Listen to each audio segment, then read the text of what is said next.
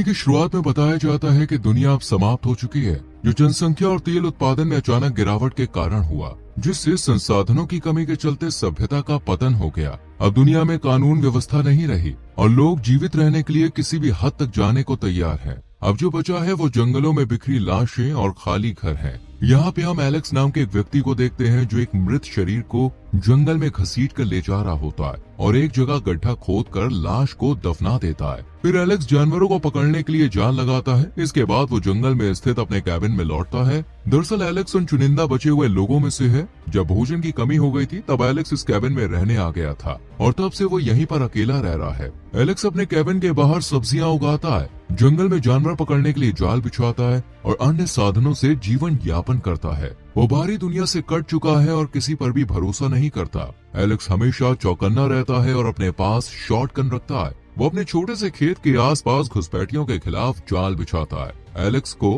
Harmonica बजाना पसंद है और वो इसे बजाता रहता है। ऐसे ही एलेक्स का अकेला और तन्हा दिन रोज गुजरता है। एक दिन एलेक्स को अपने कैबिन के बाहर कोई आवाज सुनाई देती है। वो बंदूक लेकर बाहर निकलता है और पाता है कि उसके दरवाजे के बाहर एक बूढ़ी औरत और एक लड़की खड़ी है। वो उन पर बंदूक तान देता है। बूढ़ी औरत उसे विश्वास दिलाती है कि वो उसके लिए खतरा नहीं है। वो एलेक्स से कहती है कि ये मेरी बेटी लिसा है, हम दोनों खाने और रहने के लिए किसी जगह की तलाश में हैं। बूढ़ी औरत एलेक्स से उसके फार्म में कुछ हिस्सा देने और वहाँ रुकने की अनुमति मांगती है और बदले में कुछ गहने और बीज देने की पेशकश करती है, लेकिन एलेक्स को उन पर भरोसा नहीं होता। वो उन्हें वहाँ रखकर जोखिम नहीं लेना चाहता, इसलिए वो मना कर देता है। तब बूढ़ी औरत एलेक्स से कहती है, अगर तुम आज हमें खाने और रहने दोगे तो तुम मेरी बेटी लिसा के साथ संबंध बना सकते हो। एलेक्स थोड़ा सोचने के बाद मान जाता है। वो सोचता है कि एक ही दिन की तो बात है और उसे लिसा के साथ वो सब करने को भी मिल रहा है। एलेक्स उन पर बंदूक ताने हुए उन्हें घर के अंदर आने देता है। वो उनसे पूछता है कि क्या तुम्हारे साथ और कोई भी है।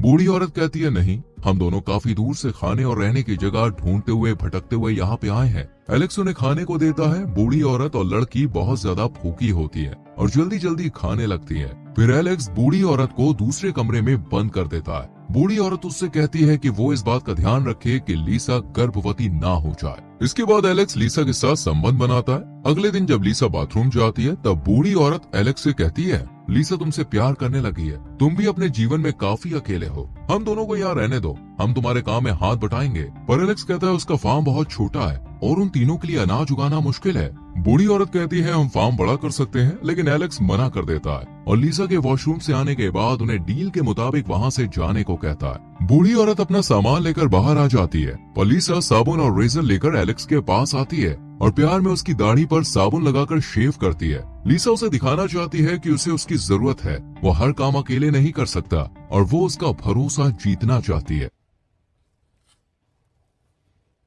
इसके बाद एलेक्स उन्हें अपने कैबिन में रुकने के लिए इजाजत दे देता है। वो तीनों मिलकर दिन में खेती और बाकी काम करते हैं। शाम को साथ में खाना खाते हैं और हर रात एलेक्स लिसा के साथ संबंध बनाता है। एक दिन बूढ़ी औरत लिसा से कहती है, हमें किसी भी तरह एलेक्स को मारना होगा, उसके मरने से ये फार्म और कैबिन हमारा हो जाएगा और साथ ही एक आदमी कम होगा तो सप्लाई भी बचेगी। बूढ़ी औरत बताती है, एलेक्स अपनी शॉटगन की गोलियां अपनी पैंट की जेब में रखता है, तुम्हें उसे चुराना होगा। रात में जब एलेक्स और लिसा सो रहे होते हैं तब लिसा चुपचाप एलेक्स की पैंट से बंदूक की आखिरी 2 गोलियां निकाल लेती है। अगले दिन लिसा बूढ़ी औरत को वो दोनों गोलियां दे देती है। बूढ़ी औरत कंक्रीट पिकैक्स उठा लेती है ताकि मिट्टी खोदने के बहाने एलेक्स को मार सके और अब एलेक्स के पास शॉटगन में कोई भी गोली नहीं है जिससे वो खुद को बचा सके। यहाँ बाहर एलेक्स बीज बो रहा होता है। बूढ़ी औरत घर से बाहर निकलती है और कंक्रीट पिकैक्स से मिट्टी खोदने लगती है और लिसा नहाने के लिए पास की नदी में चली जाती है। यहाँ बूढ़ी औरत पीछे से कंक्रीट पिकैक्स उठाकर एलेक्स को पीछे से मारने ही वाली होती है कि एलेक्स को मिट्टी में किसी के पैरों के निशान दिखाई देते हैं। वो चौकन्ना हो जाता है और बूढ़ी औरत से लिसा के बारे में पूछता है। बूढ़ी औरत कहती है वो नदी में नहाने गई है। एलेक्स शॉटगन लेकर नदी की ओर जाता है। उसके पीछे बूढ़ी औरत भी आती है। यहाँ नदी में लिसा नहा रही होती है। तभी एक आदमी उस पर बंदूक तानकर अपने हाथ से उसका मुंह दबा देता है और उसे अपने साथ जबरदस्ती ले जाता है। जब एलेक्स और बूढ़ी औरत नदी में आते हैं तो वो देखते हैं कि वहाँ लिसा नहीं है। वो जोर जोर से उसे आवाज लगाते हुए खोजने लगता है। एलेक्स उनके पैरों के निशान का पीछा करता हुआ झाड़ियों तक पहुँचता है। वो अपनी शॉटगन में गोली डालने के लिए जेब में हाथ डालता है, लेकिन जेब में कोई गोली नहीं होती, जिससे एलेक्स परेशान हो जाता है। तभी वो आदमी जो लिसा के साथ झाड़ियों में छुपा होता है,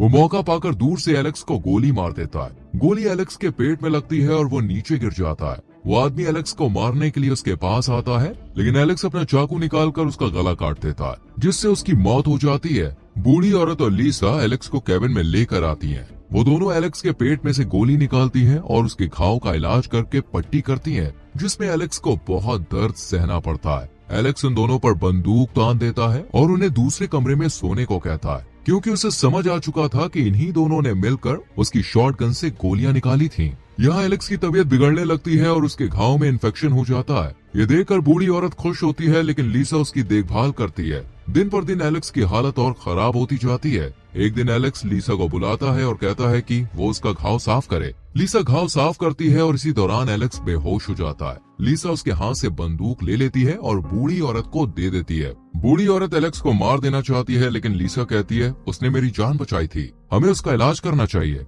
बूढ़ी औरत कहती है अगर हमें भरपेट खाना चाहिए तो एलेक्स को मारना होगा। फार्म में सिर्फ एक आदमी के खाने का अनाज है और जानवरों के लिए लगाए ट्रैप में भी कुछ नहीं फंसता।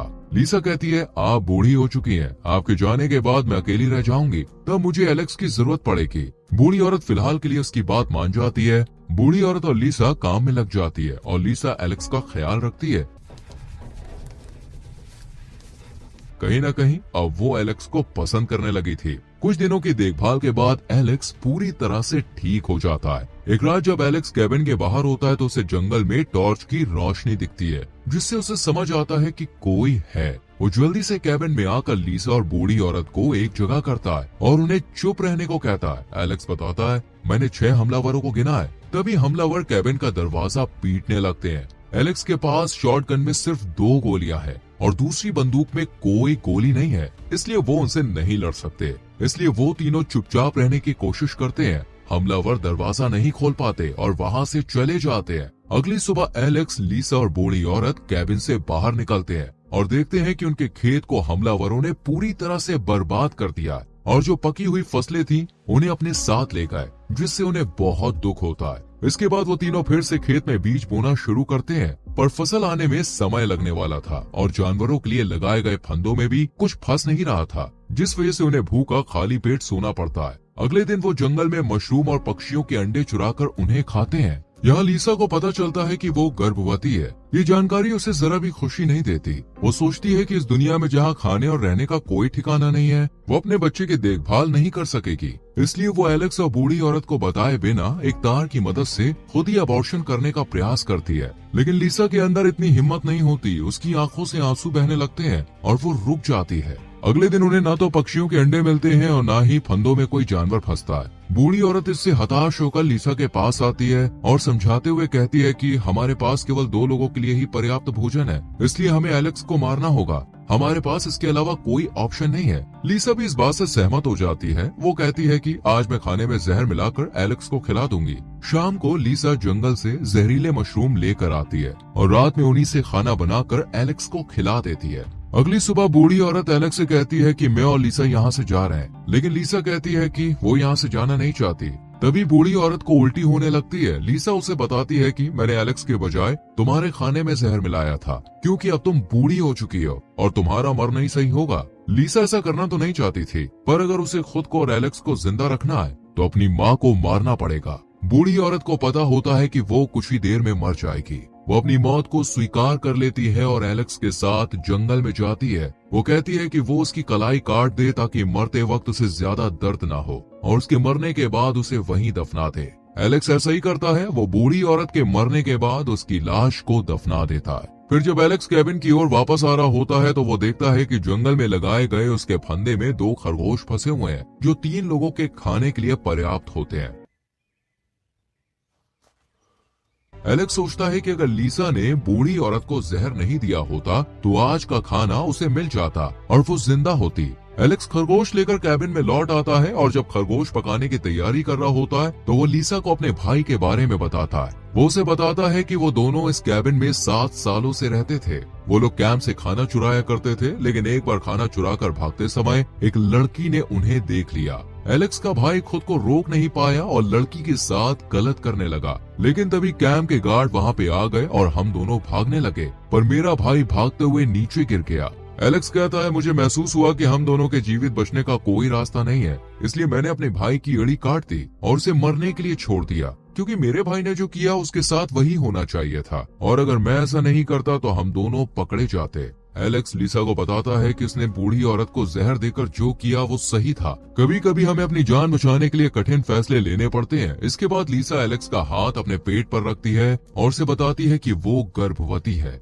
अगले दिन एलेक्स केबिन के बाहर बैठकर रो रहा होता है। उसने कभी भी सोचा नहीं था कि वो लिसा से प्यार करने लगेगा और उसका बच्चा होगा। कुछ देर के बाद वो दोनों खाने की तलाश में जंगल की ओर जाते हैं। जब वो दोनों केबिन की तरफ लौट रहे होते हैं तब वो दूर से देखते हैं कि हमलावर वापस आ गए हैं और केबिन के अंदर उन्हें ढूंढ रहे हैं। एलेक्स कहता है कि हमें यहाँ से निकलना होगा, लेकिन उससे पहले हमें फसल के बीज केबिन से ले जाने होंगे। लिसा धीरे से केबिन की छत पर चढ़कर दूसरे बंद कमरे में जाती है जहाँ बीज रखे होते हैं। उसे बीज निकालने में थोड़ी देर लगती है। तब तक एलेक्स दूर से बंदूक लेकर निगरानी कर रहा होता है और हमलावर केबिन के अंदर लूटपाट कर रहे होते हैं। लिसा बीज लेने के बाद एक खंजर उठा लेती है, लेकिन उससे आवाज हो जाती है और एक हमलावर को पता चल जाता है कि कमरे के अंदर कोई है। वो दरवाजा खोलकर अंदर आता है, लेकिन तब तक लिसा वहाँ से निकल चुकी होती है और एलेक्स के साथ जंगल की ओर भाग रही होती है। लेकिन हमलावर उनका पीछा करते हैं और जल्द ही उन्हें चारों तरफ से घेर लेते हैं। एलेक्स और लिसा के पास भागने का कोई रास्ता नहीं बचता है। एलेक्स चाहता है कि वो लिसा और उसके बच्चे को बचाए,